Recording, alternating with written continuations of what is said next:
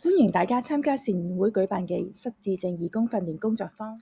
我哋今日嘅內容分為6個部分，目的係幫助大家認識失智症，從而透過遊戲、運動去協助身邊認識嘅長者，延緩腦退化嘅症狀。失智症嘅病情一般分為4個階段。第一個階段，佢哋會成日唔記得發生過嘅事情，例如重複買同一樣嘢，唔記得自己之前已經買過，完全遺忘咗之前發生過嘅事情，重複問相同嘅問題，或者重複講述同一件事情。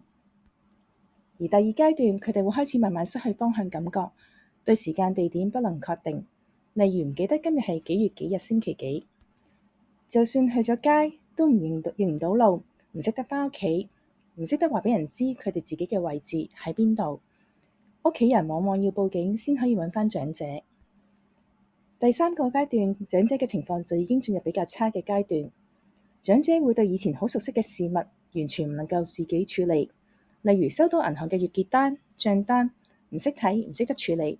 譬如去交錢，平時好熟悉嘅程序完全唔識做，例如煮餸嘅步驟、點樣織冷衫，甚至書寫理解都有困難。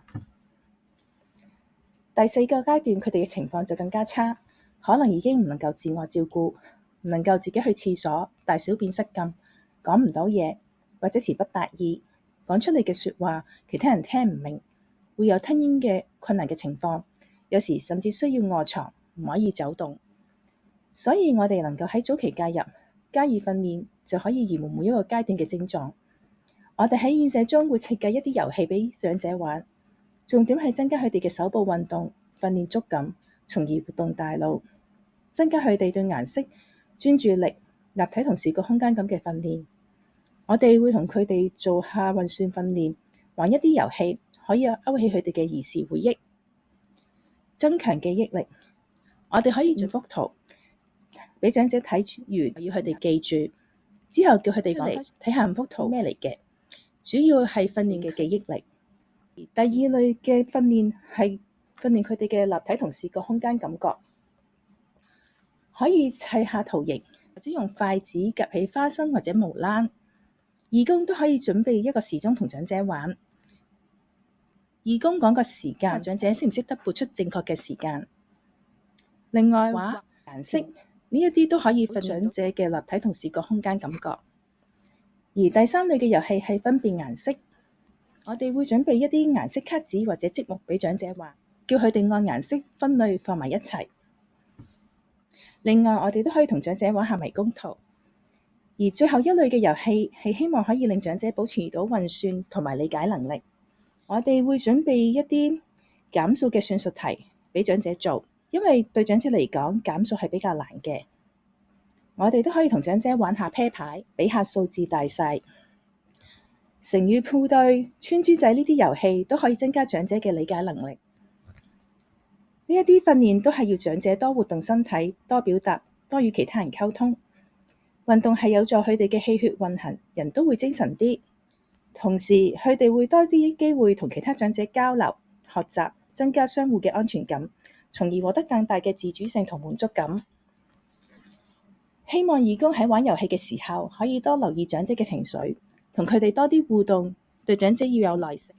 我哋可以鼓勵長者投入喺遊戲入邊，多作嘗試，唔好怕失敗或者做唔到。我哋要多啲稱讚長者同尊重佢哋嘅意願。有啲遊戲佢哋可能唔想玩，我哋就唔好勉強佢哋玩。我哋唔好批評長者，唔好講對錯，而且要肯定佢哋嘅努力。同長者玩遊戲嘅過程中，我哋可能會遇到以下呢啲情況：長者投入度唔高，冇反應，做唔到就會發脾氣。佢哋嘅聽力、視力會比較差，反應會比較慢，意志低沉，冇聲冇氣。有啲長者唔識做就唔能夠完成遊戲。我哋正確嘅態度係要同長者多啲眼神接觸，鼓勵佢哋參與，送一啲小禮物作為獎勵。義工講說話可以大聲啲，可以湊近長者耳邊講慢啲，或者重複多講幾次。將遊戲道具放近長者嘅面前，選大型一啲嘅遊戲道具。有時候我哋都需要手把手捉住長者嘅手，同佢一齊完成遊戲。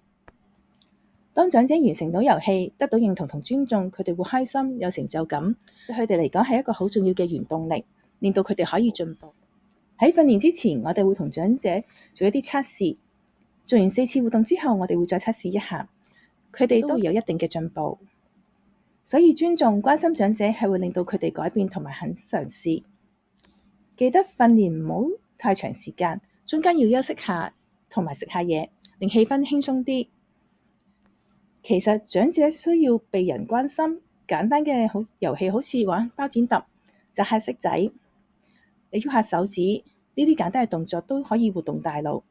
義工可以同嘅長者或者認識嘅長者玩，令到諗翻起以前歡樂嘅日子，回憶起以前食過嘅嘢或者玩過嘅遊戲，對病情都有幫助。